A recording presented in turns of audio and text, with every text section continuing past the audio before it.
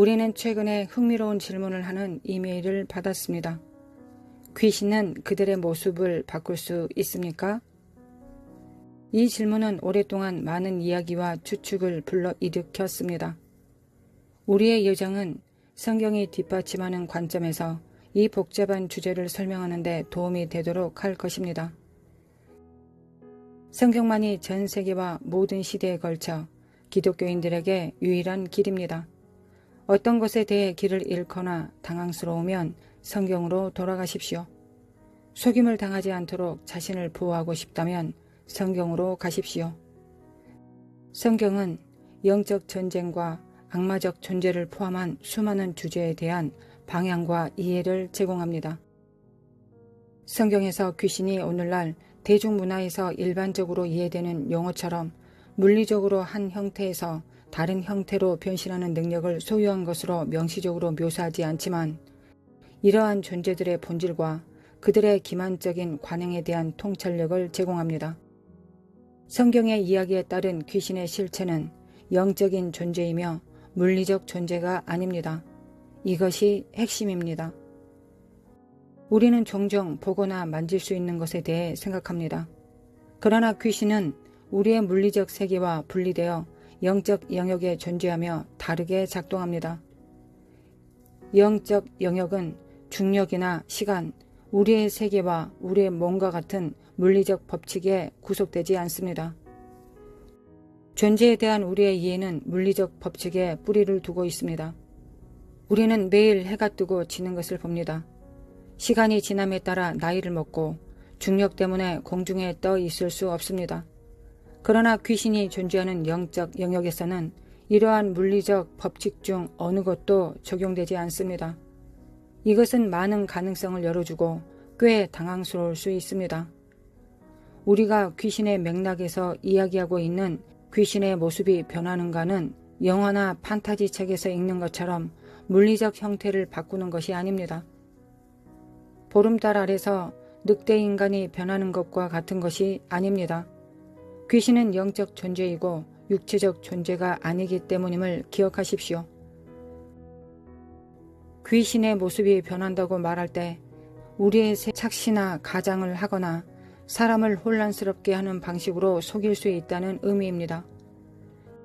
예를 들어 고린도후서 11장 14절에서 사도 바울은 고린도인들에게 그러한 기만적인 관행에 대해 경고합니다. 이것은 이상한 일이 아니라 사탄도 자기를 광명의 천사로 가장하나니 사탄 자신이 빛의 천사로 가장하기 때문에 놀랄 일이 아닙니다.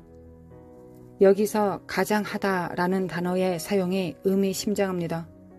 그것은 귀신의 우두머리인 사탄이 자신을 선하게 보이는 방식, 의롭거나 매력적인 방식으로 나타낼 수 있다는 것을 의미합니다. 즉 그는 자신의 진정한 악한 본성과 의도를 빛과 선함의 겉모습 뒤에 숨길 수 있다는 것입니다. 대부분의 거짓 종교는 광명의 천사와의 만남으로 시작한다는 것을 알고 있었습니까? 성경은 갈라디아서 1장 8절 9절에서 분명히 말합니다. 그러나 우리나 혹은 하늘로부터 온 천사라도 우리가 너희에게 전한 복음 외에 다른 복음을 전하면 저주를 받을지어다. 우리가 전에 말하였거니와 내가 지금 다시 말하노니 만일 누구든지 너희가 받은 것 외에 다른 복음을 전하면 저주를 받을지어다. 한 사람이 다른 복음을 전하는 천사와 상호작용함으로써 형성된 종교의 부상이 있을 것입니다. 성경은 우리에게 전한 복음 외에 다른 복음을 전하는 천사를 절대 믿지 말라고 경고했습니다. 실제 우상적 종교는 천사의 방문을 받았다고 주장하는 개인에 기초하여 시작되었다는 것을 여러분들은 알고 계십니까? 이 천사들이 다른 복음을 전하는 신의 계시를 가지고 그들에게 다가갑니다. 분명히 말씀드리는데 저는 오늘날 사람들이 천사와 교류할 수 있다고 굳게 믿고 있습니다. 이는 사실입니다. 히브리서 13장 2절입니다. 손님 대접하기를 잊지 말라. 이로써 부지 중에 천사들을 대접한 이들이 있었느니라. 계시록 14장 6절에서 13절까지 지구 대기에서 천사들을 보게 될 것입니다. 천사들은 실제하며 하나님의 자녀의 삶에서 실질적인 역할을 하고 있습니다. 히브리서 1장 14절입니다. 모든 천사들은 섬기는 영으로서 구원받을 상속자들을 위하여 섬기라고 보내심이 아니냐? 하나님의 천사는 경배를 받으려고 하거나 다른 복음 메시지를 전하려고 오지 않을 것입니다. 사람들이 나는 이 환상을 봤다. 저 환상을 봤다. 나는 이 꿈을 꾸었다. 저 꿈을 꾸었다. 나는 이 만남을 가졌다. 저 만남을 가졌다 라고 말하는 것을 들으면 조심하십시오.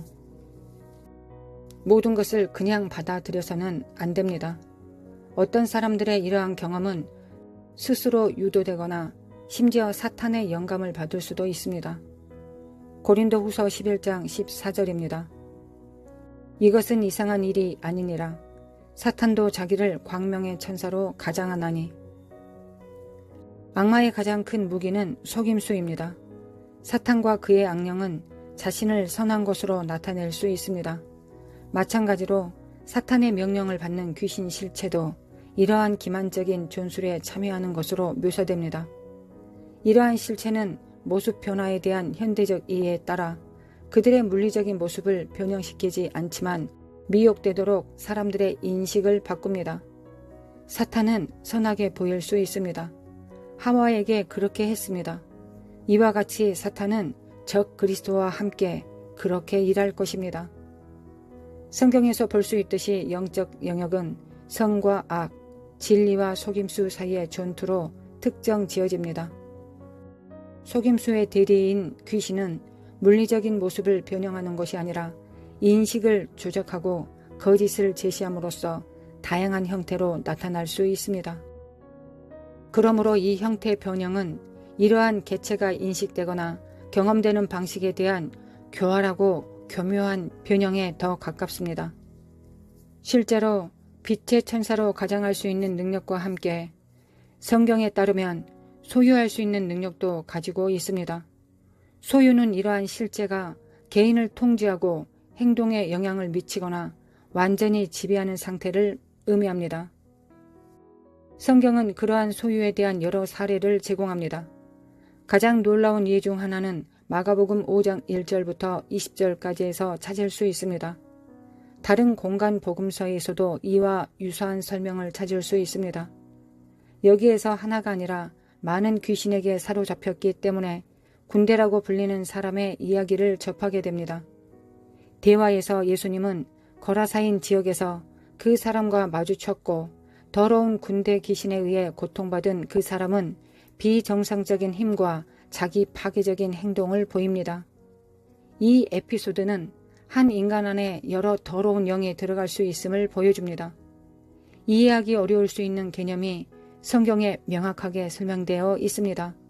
더욱이 거라사인 귀신 들린 자에 대한 이 이야기는 인간이든 동물이든 몸에 거주하려고 하는 더러운 영들의 욕망을 드러냅니다.